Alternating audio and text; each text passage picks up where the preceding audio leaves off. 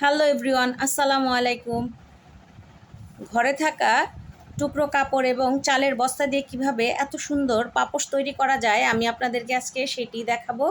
তো চলুন আমরা তৈরি করে নেই পাপোশটি। আমি একটি পাটের বস্তাকে কেটে নিচ্ছি কেচি দিয়ে।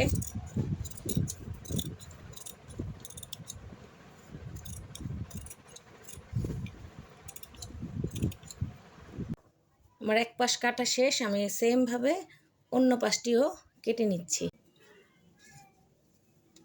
এই যে আমি দুই টুকরো করে নিলাম। আমি এই যেটাতে প্রিন্ট করা আছে সেটা বাদ দিয়ে দিচ্ছি। আর এখন আমি এটাকে সমান করে কেটে নিব চৌকোভাবে।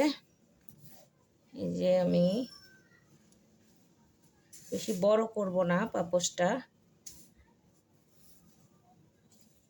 এই যে এখন এই বস্তাটাকে আমি এরকম দুই ভাঁজ দিয়ে লম্বালম্বি করে একটু ভাঁজ দিয়ে একটা মার্কার দিয়ে এঁকে দিচ্ছি একটু রাউন্ড শেপ করার জন্য।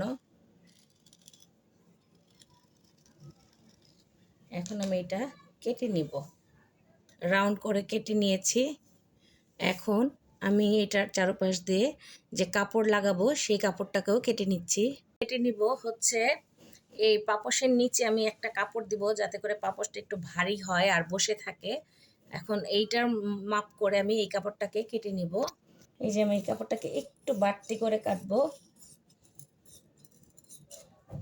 এই যে আমি চারপাশে একটু বাড়তি রেখে কেটে নিয়েছি। এখন আমি এটাকে মেশিনে সেলাই করে নিলাম। এখন এই কাপড়টা উল্টা করে এই বস্তাটা এখানে রাখবো।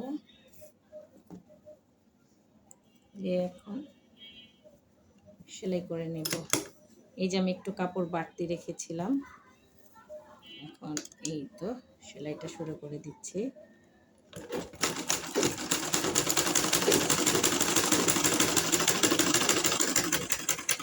এই সম্পূর্ণটা সেলাই নিই, আমি এতটুকু বাকি রেখেছি।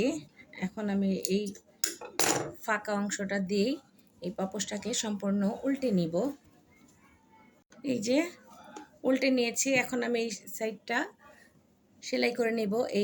এই সাইডের এই ফাঁকা অংশটাকে এরকম ভেতরে মুড়ে দিয়ে আমি সেলাই করে নিব।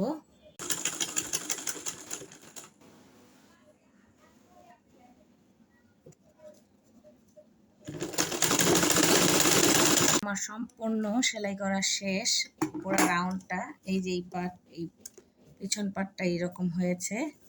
এখন আমি পাপোশটা তো এইভাবে ভালো লাগবে না, এই জন্য এর সাইড দিয়ে কুচি দিয়ে দিব।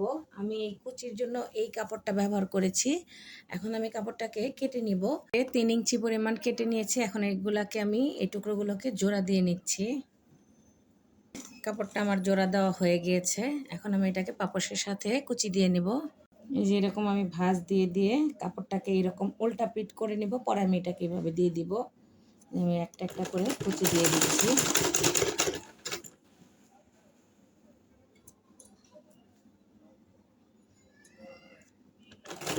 এই যে সেলাতে সেলাতে আমি একদম শেষে চলে এসেছি। আর এই কাপড়টাকে একটু বাড়তি করে এর মধ্যে সেলিয়ে দিচ্ছি যাতে করে জয়েন্টটা না বোঝা যায়। একটু লক করে দিলাম।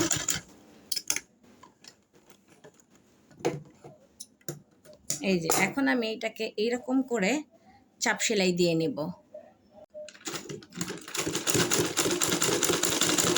এই যে আমি এরকম টেনে টেনে চাপ সেলাইটা দিয়ে নিব।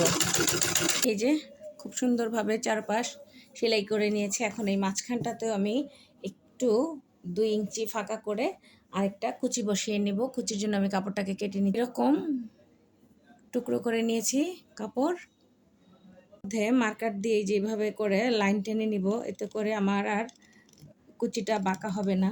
শেষ, এখন আমি কুচিটা বসিয়ে নিতেছি।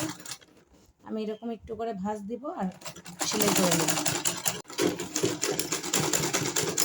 এই যে আমি সম্পূর্ণটাই কুচি দিয়ে কমপ্লিট করে নিলাম। একই মাপের কাপড় দিয়ে আমি এখন এর মাঝখানে একটা কুচির মতো দিয়ে দিব। এই যে সেম প্রসেসে আমি কুচিটা দিয়ে নিচ্ছি। এই যে আমার সম্পূর্ণ পাপোশটি তৈরি করা হয়ে গেল। আশা করি আমার আজকের পাপোশের ভিডিওটি আপনাদের ভালো লেগেছে।